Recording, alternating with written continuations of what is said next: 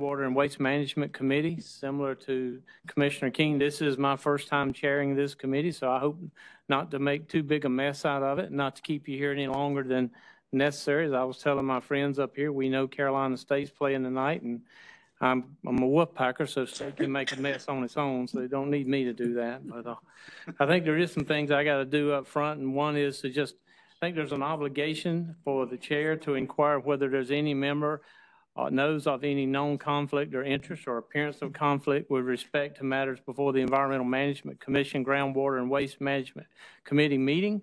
And I will ask that any of the members here at the meeting, if you identify that that applies to you, please say so.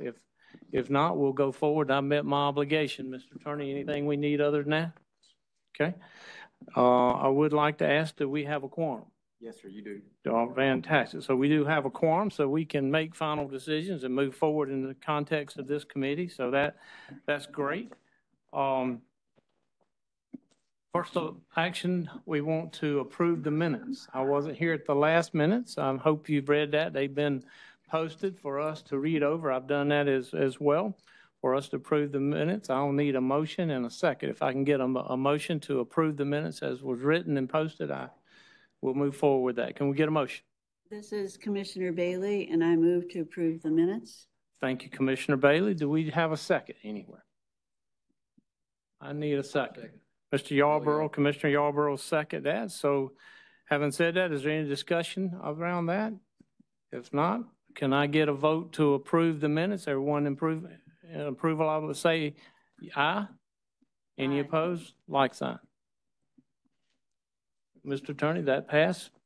All right, we move forward. Fantastic. Well, looking over the agenda, I don't see any action items for us. I think they all were with the committee in front of us. We appreciate that, Commissioner King, taking care of all the great work that you did. We do have some information items, I think, in front of us. So I'm going to look over to Director Rogers and Michael to see if you have some presentations to be presented to us. Is that correct? Yeah, thank you, Chair Reardon. Welcome to your new role as Chair of the Groundwater and Waste Management Committee. As you stated, there's no action items this afternoon, but there are several informational items. We'll be led off with introductory remarks from our Assistant Secretary, Sushma Mazemore, on PFAS groundwater quality standards and rulemaking. Thank you, Director. Good afternoon, Chair. In the interest of time, I'm going to offer, not repeating the remarks that I made. They're identical. Okay. I'll just note that the discussion that I gave on the EPA's test method 1633, that doesn't really apply for the 2L standards implementation, as there are means for measuring and reporting that data. So everything else is the same, and I'll give my time to the staff. Thank you very much. And our next item will be presented by Jessica Monty. She's an environmental program consultant with the Division of Waste Management and Solid Waste Section, and she's going to present an informational item on affected sources and their anticipated rule implementation requirements. Jessica. Good afternoon, members of the committee. I'm going to go over the implementation strategy for the groundwater standards, as Michael mentioned.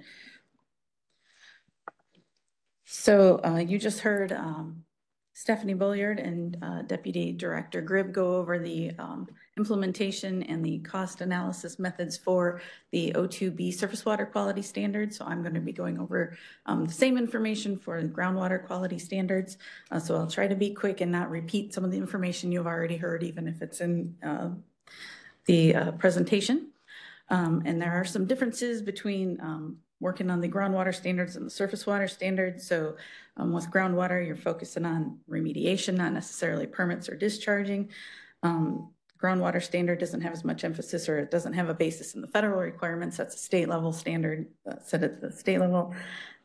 There is existing language in the rules pertaining to the groundwater standards saying that any non-naturally occurring constituent detected above the PQL is considered a violation of those rules. And for a little history of it, bringing groundwater standards for PFAS is not necessarily a new topic. There was an IMAC for PFOA that was established between 2006 and 2022, and PFAS groundwater standards were also considered as a part of the groundwater triennial review. And so now we're moving forward with those standards. We're trying to make sure we're being transparent and consistent with the methodologies and information gathered for the O2B surface water standards also. So I'm going to go over the existing 2L requirements and the plan for addressing the PFAS under the existing requirements at DWM regulated sites, the implementation timeline for that plan, implementation for different DWM program areas, changes to that implementation if that rule amendment becomes effective, and discussion of some DWR groundwater related programs. So the existing requirements under O2L, O202 would be changing the standards for the 8 PFAS mentioned in the 2B presentation to be a specific consistent number based on human health. So if the new standard that we bring forward to the committee is above the PQL, if it's adopted, the new higher standard would be what is applicable and implemented. If the new standard is at or below the PQL, because of the wording in O202 and the rule language, the standard would still be or remain the PQL. There are existing requirements for groundwater contamination remediation found in the section 100 of 2L, and the program-specific requirements for assessment, corrective action, et cetera, are also found in other subchapters noted there. So we're doing the first part of the implementation is doing a screening and looking at potential sources, evaluating our existing facilities and contaminated sites under the DWM program. And these programs mentioned here. So that screening will identify existing sites where exceedances of PFAS standard are most likely to be found based on the EPA priority list of industry categories shown there, the military bases, places where AFFF may have been used, landfills, paper pulp, chemical production, metal plating, and also just reviewing and utilizing existing site history and any monitoring data we have, which is very little at the moment for PFAS specifically. So an important aspect, even though the groundwater standards are not federally required, we're looking to use these standards to assist with meeting the requirements for the drinking water standards. And so we are also looking at the public water supply sites and the private drinking water wells, as mentioned here. So once we complete that initial screening, we'll be requiring some initial PFAS monitoring for the sites identified by that screening. And that will be done under the existing rules if they have not already done some monitoring. So we will provide them, once they're identified in that screening, with some written notice of the monitoring requirements, and we will try to include a deadline for when the analysis results will be. We don't know, we don't have established a deadline yet, but for example, we would let them know we'd want to see the results within a year of the notice. We will review the results relative to the groundwater standards as they exist at the time that we get those results. So for those 8 PFAS, it would either be that PQL, which is in the existing rule, or the proposed new standards if they have become effective at that point. So this is just we've been working on doing this preliminary draft screening of sites that are prioritized for that initial monitoring. This is a table showing how many sites are in each of these programs that we're looking at, and the percent of sites where we have identified them as a priority for that monitoring, but we're definitely not complete and we're not finished that. So that's just some preliminary numbers. So once we have this identified PFAS contamination based on the monitoring results, we will be proposing steps to be taken, which will be under the existing rules, where we're going to attempt to determine the responsible party, have them conduct an updated receptor survey. Are there any streams, private wells, anything else nearby that might be impacted? If a source is identified, an operating permitted facility may look into revising permit conditions to prevent any further contamination. If warranted, conduct an assessment or remediation under the requirements of the existing Section 0100 rules and 02L. So for our implementation timeline this month, we are currently scheduling a few stakeholder meetings, at least 2 so far, to discuss that implementation plan and hear their concerns, see if there's anything we're missing.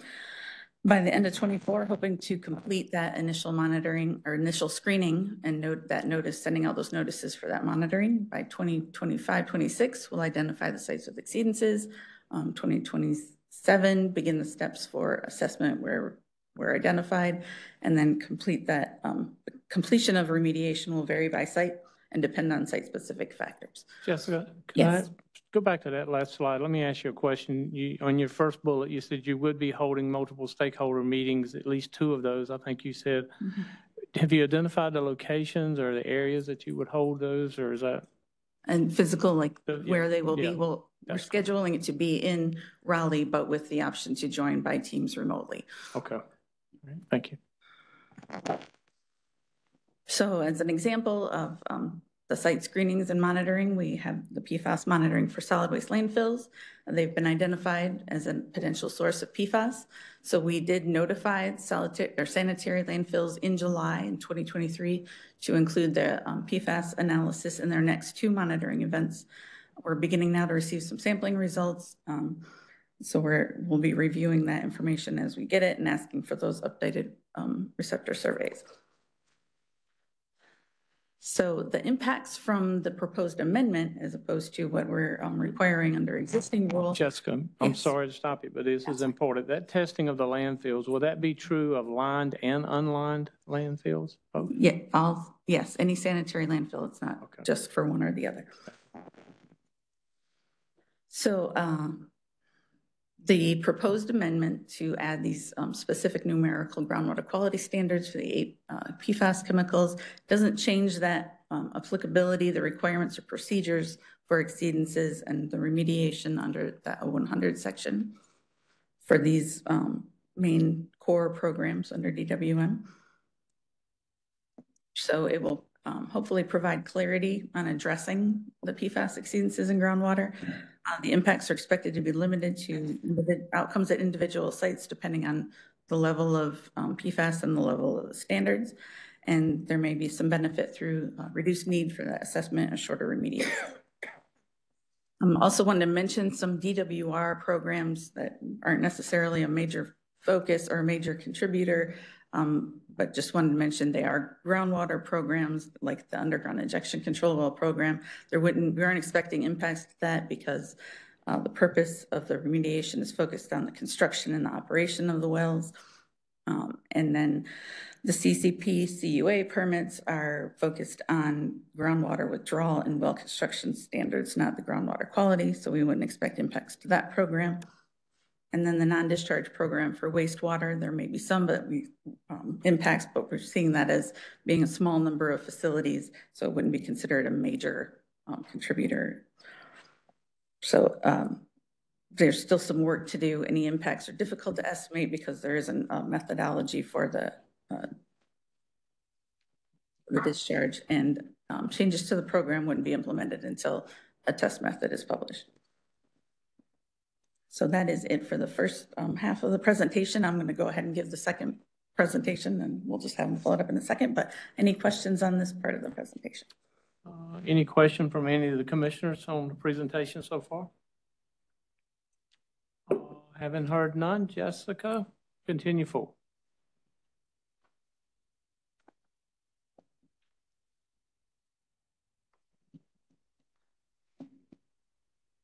Thank you, Dylan. So now I'm going to go over the rule fiscal impacts, the cost benefit analysis.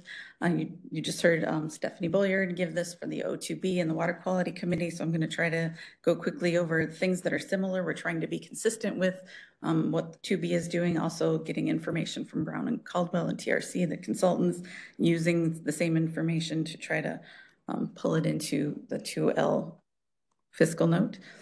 Same desired outcomes as the 2B and for stakeholders and decision makers, and the same focus for the adherence to General Statute 150B for that.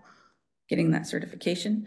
The key starting points are a little different with the 2L. We're looking at the baseline being the existing rule language in 2L0202 about the limit being the PQL is quoted there. So the proposed rule amendment will just be putting specific standards in paragraph H in that table. So our focus for this fiscal note will be to calculate and compare the cost for assessment, monitoring, treatment, and remediation of PFAS as it is under the existing limit is the PQL versus what it will be in the proposed rule. So we'd be looking at the existing expenses under the existing rule for the site assessment, monitoring, capital expenses for putting in a treatment system, and that continued expense for O&M, as Stephanie mentioned, for 2B. And then what potential savings there might be by having a proposed standard that would either be below the PQL, which in this case, because of the rule language, the standard would still be the PQL, or be higher than the PQL. So it could give them potential savings for by a reduced need to conduct that site assessment, install the treatment system, or shorten that remediation time frame to not have so much of the O&M. So for the groundwater assessment and monitoring, they may already be doing groundwater monitoring and assessment or remediation for other constituents at the site or possibly PFAS. So in many cases, they might just need to add additional costs for PFAS specific sampling protocol, supplies, staff time, analysis. They might need to install some wells or add some for assessment specifically if they don't have any already. So that might lower some of the costs. The frequency of sampling will be based on the site type. For landfills, it's usually 1 to 2 times a year. Continued monitoring will be based on the outcomes of that site assessment. So the type of remediation, the cost will vary based on what type of remediation or remedy is selected. So for solid waste landfills, they have requirements for that selection of the remedy already in the 13B, subchapter 13B rules for sanitary landfills. And certain types with no offsite impacts would have the option of risk-based remediation under the general statute. The remediation treatment cost components will be the same as the 2B, the capital expenditures, the operation maintenance, and the repair and replacement. Same with the treatment types, similar to 2B, the GAC, the IX, and the RO. And then we'll have some qualitative benefit categories to go over. In this case, the benefits would be that regulatory certainty, which I think would be the biggest one for our regulated community. They like having that regulatory certainty to know everyone's on the same page as far as what the treatment goal is. And also just clarification on the human health impacts, because the standards are established based on human health information, whereas PQL is about laboratory capability and consistency. And similar sources of data, the existing remediation requirements and established procedures in the DWM, and then EPA's analysis, other state reports, and academic research papers. So again, similar, we will be providing, summarizing it in a transparent and consistent manner with 2B, including that showing the benefits and the cost, the net present value, and doing that sensitivity analysis, looking at the uncertainties, the key assumptions, providing ranges where needed, and acknowledging data limitations. So, any questions on that portion? Any questions for Jessica? Yes, question. Yeah, thank you. It does look like the cost-benefit analysis in this case is only going to include a qualitative, like discussion of benefits, not any quantification. There might be different benefits for this versus the 2B, because we're going from the PQL being the baseline to just having slightly different standards in the proposed rule. So there's not going to be as many benefits to that. It's going to be something very similar. Okay. Any additional questions from any of the members or others that's in attendance? Jessica, you've done a great job. Thank you. I try. Thank you. Director Scott, I think that's your two presentation. There's some other things on here that I think you want to identify as future action items. Is that correct? Maybe you could share with the committee. Yeah, thank you, Chair Reardon. We do have on the agenda just a notation that tomorrow's full commission meeting, there's no specific items coming out of the Groundwater and Wastewater Management Committee before the commission tomorrow. And then we have noted for future committee meetings of the Groundwater and Waste Management Committee, as Jessica noted, that potential future action item on PFAS groundwater quality standards, and then also a potential action item on the periodic rule review process, starting with a rule review report for 15A NCAC 02T. Thank you, Chair Reardon. Thank you. Director Scott, are there any closing comments that you want to provide before we go to Director Rogers? None at this time. Thank you. Thank you. Director Rogers, any closing comments you'd like to provide? None. Thank you. All right, well, short and sweet, right? Are there any other comments from any of the members that are as part of the committee or those in attendance? Any comments from the table? Having heard none, an attorney, unless you tell me there's some other reason, I think we can call this meeting adjourned. Thank you all very much. Thank you. Good job.